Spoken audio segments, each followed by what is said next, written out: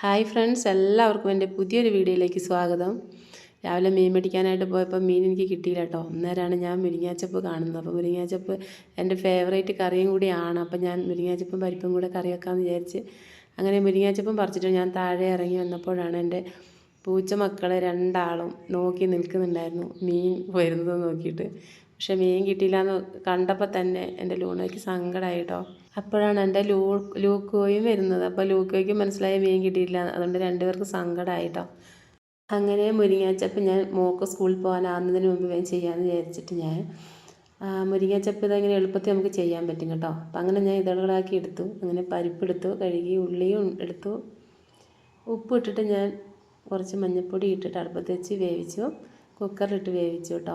പിന്നെ തേങ്ങയും വെളുത്തുള്ളിയും ചെറിയുള്ളി ഉണ്ടെങ്കിൽ ചെറിയുള്ളി മതി, അല്ലെങ്കിൽ സവാള ഒരു കുഞ്ഞി കഷ്ണം, ഇച്ചിരി ജീരകവും കുറച്ച് മുളക് പൊടി ഇട്ടിട്ട് നല്ലോണം അരച്ചെടുക്കും കേട്ടോ.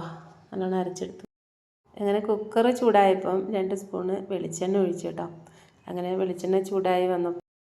വെളിച്ചെണ്ണ ചൂടായി വന്നപ്പോൾ കുറച്ച് കടുകും കുറച്ച് ജീരകവും ഇട്ട് പൊട്ടിച്ചു. കറിവേപ്പില ഉണ്ടെങ്കിൽ നല്ലതാട്ടോ. കറിവേപ്പില എൻ്റെ അടുത്ത് ഇല്ലാത്തതുകൊണ്ടാണ് ഞാൻ ചേർക്കാതിരുന്നത്.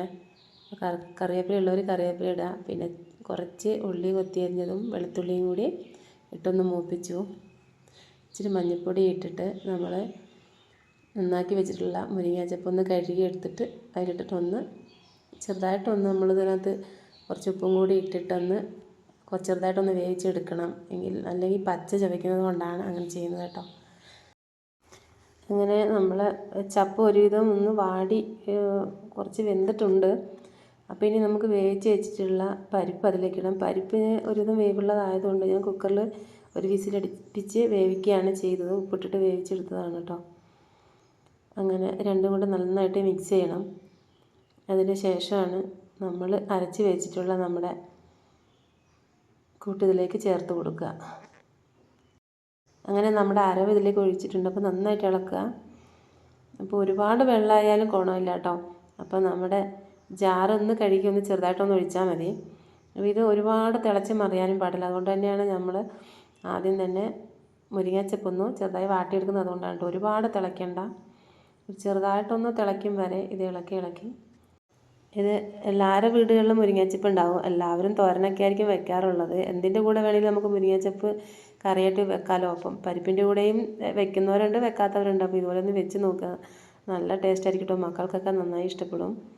അപ്പോൾ എൻ്റെ വീട്ടിൽ എൻ്റെ അമ്മച്ചി നന്നായിട്ട് വെക്കുമായിരുന്നു. അപ്പം ആ ഒരു രുചി എപ്പോഴും എൻ്റെ വായിലുണ്ട്.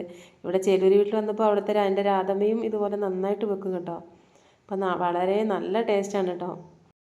അപ്പോൾ എല്ലാവരും എൻ്റെ ചാനലൊന്ന് സബ്സ്ക്രൈബ് ചെയ്യാൻ മറക്കല്ലേ. കൂടെയുള്ള ബെല്ലൈക്കൻ കൂടി ഒന്ന് പ്രസ് ചെയ്താൽ ഞാനിടുന്ന പുതിയ വീഡിയോയുടെ നോട്ടിഫിക്കേഷൻ നിങ്ങൾക്ക് വരുന്നതായിരിക്കും. ലൈക്ക് ചെയ്യാനും വീഡിയോ ഇഷ്ടമായാൽ കമൻറ്റ് ചെയ്യാനും മറന്നു പോകരുത്. അപ്പോൾ എൻ്റെ അമ്മ തന്നെ തന്നിട്ടുള്ള ചമ്മന്തിപ്പൊടിയും ഉണ്ടായിരുന്നു. എൻ്റെ ഫ്രണ്ടായിട്ടുള്ള സന്ധ്യ തന്നിട്ടുള്ള അച്ചാറുണ്ടായിരുന്നു.